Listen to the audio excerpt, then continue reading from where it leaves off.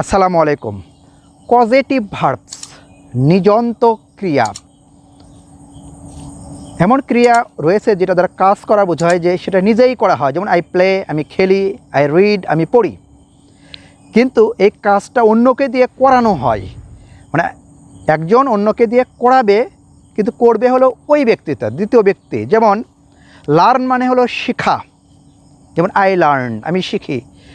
কিন্তু টিচ মানে হলো শেখানো, যেমন আই টিচ আ স্টুডেন্ট আমি একজন শিক্ষার্থীকে শেখাই বা পড়াই।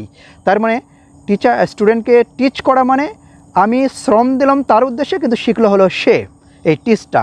ঠিক ইট মানে নিজে খাওয়া, ফিড মানে অপরকে খাওয়ানো, রিমেম্বার মানে নিজে স্মরণ করা, রিমাইন্ড মানে অন্যকে স্মরণ করিয়ে দেওয়া, নো মানে হলো জানা, ইনফর্ম মানে অন্যকে জানানো।